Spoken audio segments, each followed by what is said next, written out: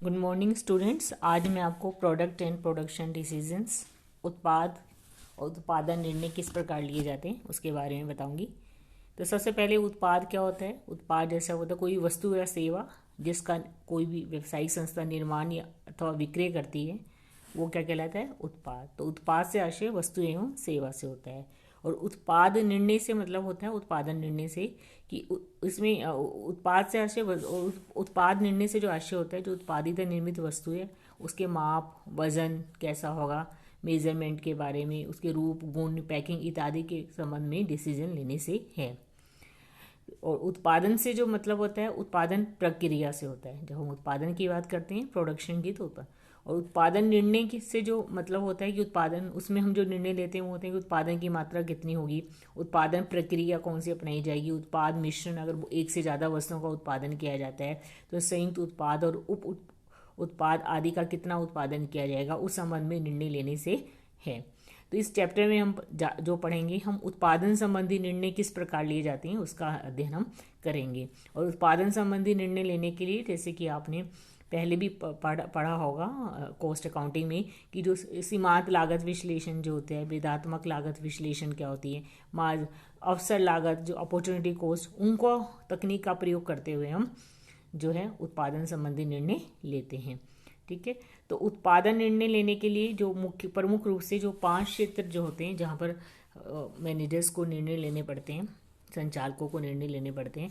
पहला है कि उत्पादन की वैकल्पिक सुविधाओं का उपयोग, कि उत्पादन जो है वो कई वैकल्पिक सुविधाएं होती हैं, जैसे कि लेबर के हाथों से उत्पादन किया जा सकता है, लेबर इंटेंसिव तकनीक, श्रम प्रधान तकनीक बना सकते हैं, या पूंजी प्रधान मशीनों से उत्पादन हो सकता है। मशीनों भी कई प्रकार की मशीनें होती हैं, ऑटोमेटिक से ऑटोमेटिक, और कई तरह की मशीनें होती है, बेटर उससे कम अच्छी, उससे बेटर, उससे ज़्यादा अच्छी। ठीक है। तो कौन सी हम विधि को प्रयोग में लाएंगे। उत्पादन के वैकल्पिक, उत्पादन के सर्वाधिक लाभ स्तर का निर्धारण, कि कितना उत्पादन किया जाएगा, जो भी कैपेसिटी है प्रोडक्शन की 100%, तो उसमें से कौन सा स्तर जो है, जैसे 80, 90, जो कई स्तर हैं, 80 जैसे 10, 20, 30, 40, 50, तो उसमें कौन से स्तर पर संस्था को अधिकतम लाभ होंगे उसका निर्धारण करना। पूर्ण उत्पादन क्षमता का उपयोग किस प्रकार करना, अगर हमारी उत्पादन क्षमता का पूर्ण उपयोग नहीं हो रहा, अगर हमारी उत्पादन क्षमता बच जाती है और हमें कोई ऑफर मिलता है तो उसको हम एक्सेप्ट करें या नहीं करें। वर्तमान उत्पाद के स्थान पर अगर नया उत्पाद शुरू करना है, जैसे कि हम 3-4 प्रोडक्ट का उत्पादन कर रहे हैं और हमें प्रॉपर लाभ नहीं मिल रहा, तो उस वर्तमान उत्पाद किसी उत्पाद से, तो उसके स्थान पर नया उत्पाद शुरू करना है या नहीं। और अगर प्रमुख तथ्य के आधार पर उत्पाद मिश्रण का निर्धारण करना, जो लिमिटिंग फैक्टर्स है, जैसे कई बार रॉ मटेरियल शॉर्ट सप्लाई में हो सकता है, कमी हो सकती है रॉ मटेरियल की, लेबर की कमी हो सकती है, या साधनों की अन्य वित्त की कमी है, कोई भी अन्य साधन है हमारे पास जो है वो लिमिटिंग उसमें है, तो प्रमुख तथ्य कहलाता है। उसके आधार पर उत्पाद मिश्रण का निर्धारण करना कि कितना विभिन्न उत्पादों का कितनी मात्रा का उत्पादन किया जाएगा, ये सब निर्धारित करना। तो आज मैं आपको सबसे पहली वाली जो क्षेत्र है कि उत्पादन की वैकल्पिक सुविधाओं का उपयोग किस प्रकार किया जाता है, use of alternative production facilities जो हैं उसके बारे में बताऊंगी कि प्रबंध किस प्रकार डिसीजन लेते हैं। विभिन्न कुछ उदाहरण की सहायता से हम स्पष्ट करेंगे कि उत्पादन की किस विधि का प्रयोग किया जाएगा विभिन्न प्रॉब्लम्स में। ठीक है। तो जब किसी वस्तु के निर्माण हेतु वैकल्पिक विधियाँ सुविधाएं होती है, जैसे उत्पादन श्रम या मशीन के द्वारा उत्पादन करना, जैसे मैंने आपको भी बताया था, उत्पादन हेतु विभिन्न मशीनों का उपलब्ध होना, तो सर्वाधिक लाभ विधि का जो चयन करना होता है। इसके लिए हम कुल लागत, कुल आगम, कुल लाभ या सीमांत लागत विधि के तुलनात्मक लागत विश्लेषण के द्वारा सर्वाधिक जो लाभप्रद विधि है, विकल्प जो है, उसका हम निर्णय करते हैं। जैसे कि उदाहरण आपको जैसे स्क्रीन पे दिख रहा है, एक कंपनी ने एक नए उत्पाद का विकास किया जिसका उत्पादन मशीन अथवा मानव श्रम द्वारा किया जाता है। मशीन से भी कर सकते हैं और लेबर से भी, मैनुअली भी किया जा सकता है। तो प्रतिवर्ष 20,000 इकाइयों का उत्पादन किया जाना है और लागत के विवरण इस प्रकार है। तो मशीन और मैनुअल हमें गिवन है। इसमें परचेज प्राइस और मशीन है 4 लाख, मैनुअल में किसी मशीन की जरूरत नहीं है। डायरेक्ट मटेरियल है 1 लाख, मशीन से करे चाहे मैनुअल से, दोनों में 1-1 लाख है। डायरेक्ट वेजिस मशीन से 10,000 है और मैनुअल में ओबियसली ज़्यादा होगी, 60,000 जब आप हाथों से काम करेंगे तो लेबर कॉस्ट ज़्यादा आएगी। तो वेरिएबल ओवरहेड्स मशीन में 40 हैं, कई तरह के खर्चे हो जाते हैं, और मैनुअल में 20 ही हैं।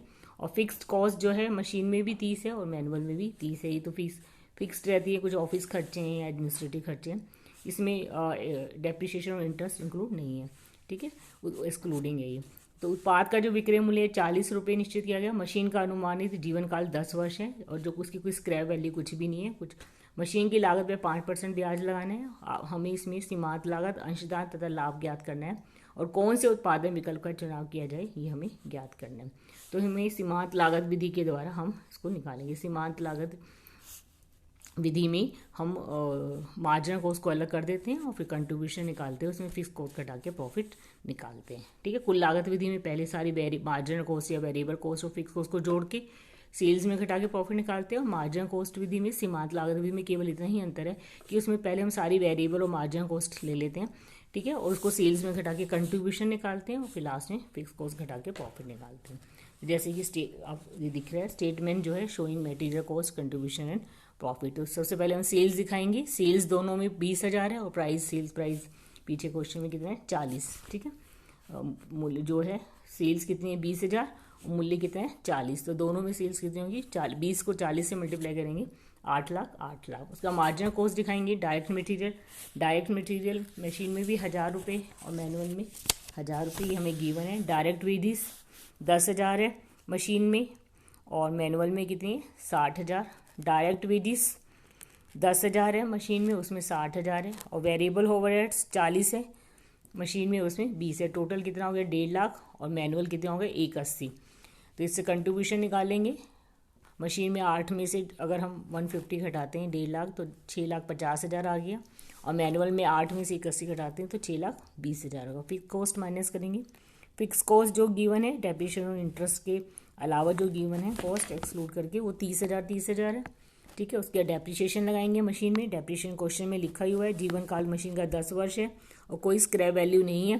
तो 8 लाख में स्क्रैप वैल्यू नहीं है तो 8 लाख और उसको मशीन की लाइफ से डिवाइड करेंगे 10 से, तो कितना हो गया पर हर साल डेप्रिसिएशन कितना हो गया, इसमें डेप्रिसिएशन हो गया 40,000, ठीक है। मशीन की purchase price of machine 4 lakh है और इसको हम 10 से डिवाइड करेंगे तो कितना आ जाएगा 40,000। और इंटरेस्ट कितने, इंटरेस्ट है 5%। तो 5% जो लागत है मशीन की उसका 5% लगाएं जो इंटरेस्ट है, क्योंकि मशीन खरीदनी पड़ेगी मशीन में।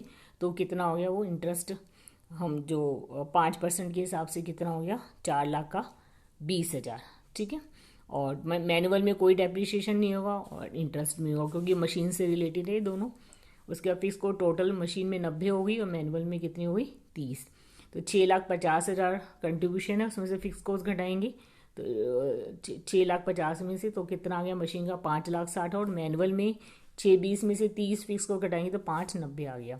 तो आप देख रहे हैं कि मैनुअल में जो प्रॉफिट है वो ज़्यादा है और मशीन में कम है, इसलिए चूंकि मानव श्रम द्वारा उत्पादन करने पर अधिक लाभ हो रहा है, अतः हम जो मैनुअल है मानव श्रम द्वारा उत्पाद के विकल्प का चयन करेंगे, ठीक है। और कॉस्ट के अगर अकॉर्डिंग टू कॉस्ट भी देखें तो आप ये देखेंगे इसमें तो मार्जिन निकाल रखे हैं, इसमें टोटल कॉस्ट नहीं निकाल रखी, इसलिए हम प्रॉफिट के आधार पर ही डिसीजन लेंगे।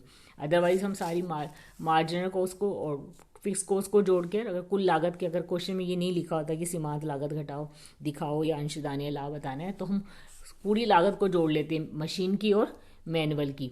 जैसे कि मशीन की जो लागत सपोज है मार्जिनल है 1.5 लाख और फिक्स है 90, तो 240 हो जाती और इसकी 180 है मार्जिनल और फिक्स कितनी है 3, तो 210 हो जाती। तो मशीन की कॉस्ट ज़्यादा और मैनुअल की कॉस्ट कम है, तो हम किसको चून करते मैनुअल को। तो हम इस तरीके से भी इसका अध्ययन कर सकते हैं, ठीक है। पर इसमें अगर हमें मार्जिनल कॉस्ट और कंट्रीब्यूशन प्रॉफिट निकालना है तो हम उसी आधार पर डिसीजन लेंगे। तो सीमांत लागत विधि के द्वारा डिसीजन लिया जाएगा, ठीक है। दूसरा है एक निर्माता को, एक क्वेश्चन और देख लेते हैं। एक निर्माता को एक नए उत्पाद को बाजार में लाने हेतु उसके उत्पादन के लिए निम्न में से किसी एक विकल्प का चयन करना है। तो एक नई मशीन क्रय की जाए जिस पर जो वार्षिक डेप्रिसिएशन है 15,000 रुपये होगा। इसके लिए 1.5 लाख की विनियोजन की आवश्यकता होगी, मतलब मशीन की जो कॉस्ट है वो 1.5 लाख है और जिस पर 10% वार्षिक दर से ब्याज देना होगा।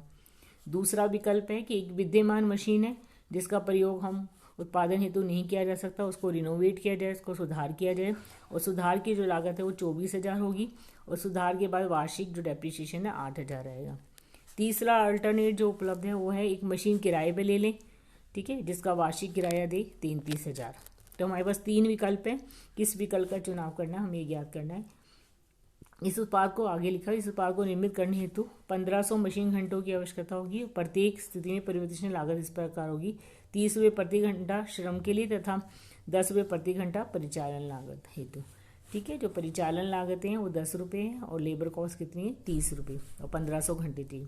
उपयुक्त विकल्प के परिणामों की सारणी रूप में प्रस्तुत करके इस प्रयोजन हेतु विकल्प की राय देनी है कि कौन सा जो विकल्प है वो सही रहेगा।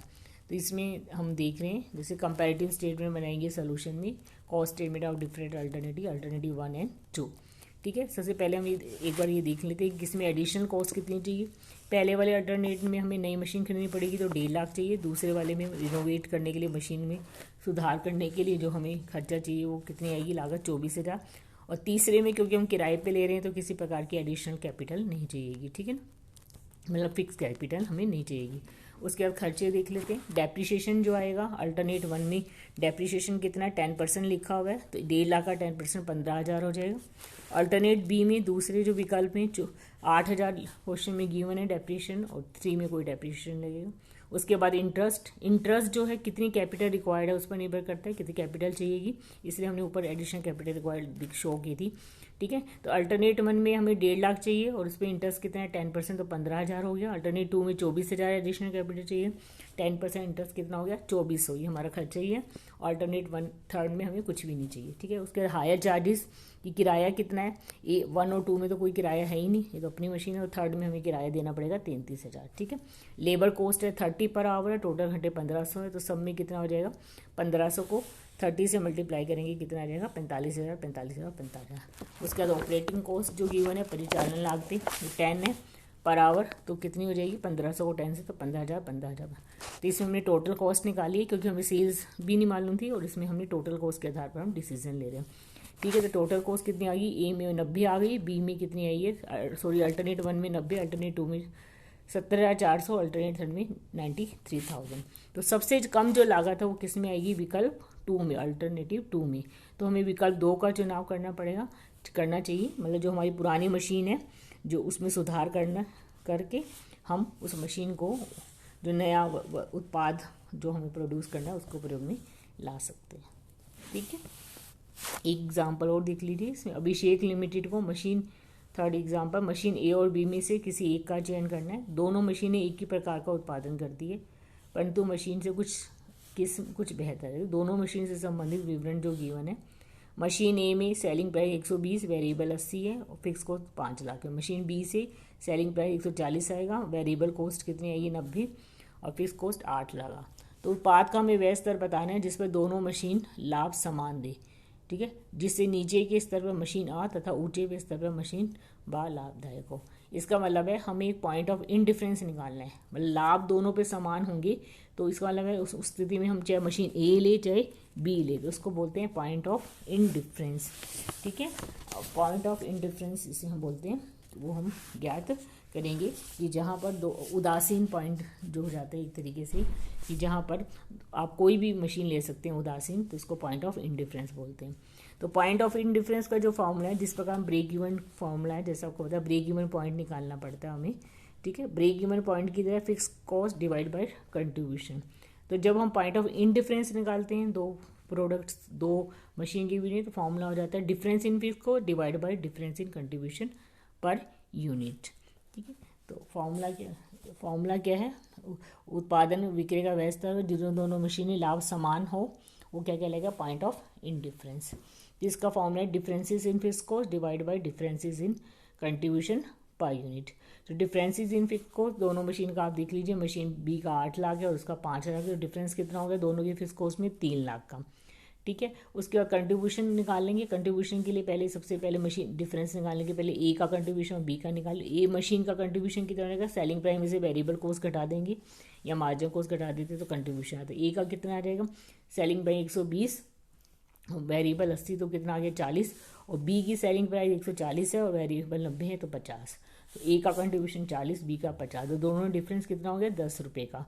तो इससे डिवाइड किया डिफरेंस इन फिक्स कॉस्ट को, जो 3 लाख थी और 10 से 30,000 आ गया। तो 30,000 यूनिट्स उत्पादन का वह स्तर है जिस पर दोनों मशीनों से बराबर लाभ प्राप्त होगा, तो इसको हम बोलते हैं पॉइंट ऑफ इनडिफरेंस। ठीक है, ये उत्पादन का वह स्तर कहलाता है जहाँ पर दोनों मशीनों से लाभ समान होते हैं।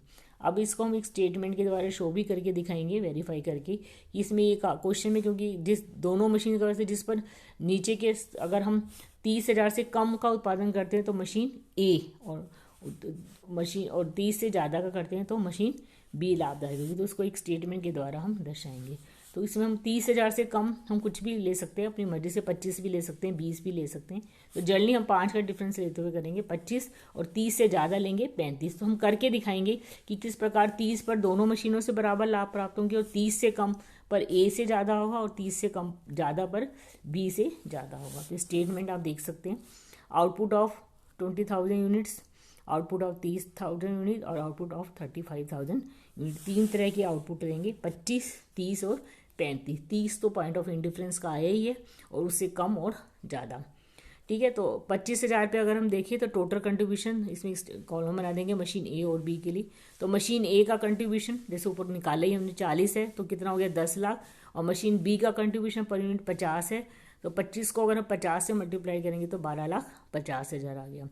ठीक है, उसमें से हम फिक्स कॉस्ट घटा देंगे। मशीन ए की 5 लाख है और मशीन बी की 8 लाख है। तो मशीन ए के कंट्रीब्यूशन में से फिक्स कॉस्ट 10 लाख में से 5 लाख घटाएंगे तो 5 लाख आ गया, और बी में 12,50,000 में से 8 घटाएंगे तो 4,50,000 आ रहा है। तो किसमें प्रॉफिट ज़्यादा है? ए में। ठीक है, तो मशीन ए इज़ बेटर। ठीक है, उसके बाद आउटपुट ऑफ 30,000 पे निकाल के दिखाएंगे। टोटल कंट्रीब्यूशन कितना आ गया? 12 लाख। ठीक है, 30 को अगर हम ए का कंट्रीब्यूशन 40 से मल्टीप्लाई करेंगे, और बी का जो कंट्रीब्यूशन है 50, तो 30 को 50 से करेंगे तो 15 लाख आ गया। इसमें से हम फिक्स को घटा देंगे, ए की 5 और 8, तो दोनों में प्रॉफिट कितना है? 7 और 7। ये क्या है? पॉइंट ऑफ डिफरेंस जिसपे बोथ मशीन्स इक्वल है और प्रॉफिट क्या है? बराबर है। ठीक है, उसके बाद 35,000 यूनिट्स अगर हम दे दें 30 से ज़्यादा, तो 35,000 यूनिट्स का जो कंट्रीब्यूशन है, ए का कितना हो गया? 14 लाख, 40 से मल्टीप्लाई करने, और बी का कितना हो गया? 17,50,000, 50 से मल्टीप्लाई करने के बाद। ठीक है, उसमें से फिक्स को घटा दी 5 और 8, तो ए का कंट्रीब्यूशन कितना आ गया? प्रॉफिट आ गया 9 लाख, और बी का प्रॉफिट आया 9,50,000। तो कौन सी मशीन बेटर है? Machine B is better. ठीक है, तो ऐसी मशीन जिसमें अगर दोनों मशीन जो बराबर आ जाती हैं जो कंट्रीब्यूशन, तो उसमें जो मशीन जिसकी फिक्स कॉस्ट, ठीक है, 5 और 8 है ना, तो जिसकी फिक्स कॉस्ट कम होती है, ठीक है, कम उत्पादन के लिए वो मशीन बेटर होती है ना। और जिसकी फिक्स कॉस्ट ज़्यादा होती है, तो ज़्यादा उत्पादन करते हैं तो लेवल ऑफ इंडिफरेंस के बाद वो मशीन बेटर होती है जिसकी फिक्स कॉस्ट जो है वो ज़्यादा है। क्योंकि फिक्स कॉस्ट जब हम उत्पादन करते हैं तो fix cost number of units में बढ़ जाती है, उससे हमारा प्रॉफिट पर यूनिट प्रॉफिट जो है वो बढ़ जाता है, और उससे टोटल प्रॉफिट भी बढ़ जाता है। तो मशीन बी इज़ बेटर। ठीक है, जब हम पॉइंट ऑफ इंडिफरेंस से ज़्यादा उत्पादन करेंगे तो उस स्थिति में वो मशीन बेटर होगी जिसका की फिक्स कॉस्ट ज़्यादा है। तो मशीन बी की फिक्स कॉस्ट ज़्यादा है, इसलिए मशीन बी इज़ बेटर। और 30,000 पॉइंट ऑफ डिफरेंस जो 30,000 है, उसे अगर हम कम उत्पादन करना चाहते हैं तो वो मशीन बेटर होगी जिसकी फिक्स कॉस्ट कम है। ठीक है, तो मशीन की फिक्स कॉस्ट कितनी है? 5 लाख, कम है बी से। ठीक है, बी की 8 लाख, तो मशीन ए इज़ बेटर। इसको हम एक स्टेटमेंट के द्वारा हमने दर्शाया भी है। ठीक है, तो इसमें जनरली और टाइप के डिसीजन भी हो सकते हैं। तो जनरली 3-4 तरह के डिसीजंस लिए जाते हैं वैकल्पिक सुविधाओं में, कि मशीन से उत्पादन करें या मैनुअली करें, या 3-4 तरह की मशीन गिवन है, कौन सी मशीन बेटर होगी, पॉइंट ऑफ इंडिफरेंस वगैरह निकाल कर हम देख सकते हैं। ठीक है, तो लास्ट क्लास में मैं आपको इसके दूसरे क्षेत्र के बारे में बताऊँगी। Thank you.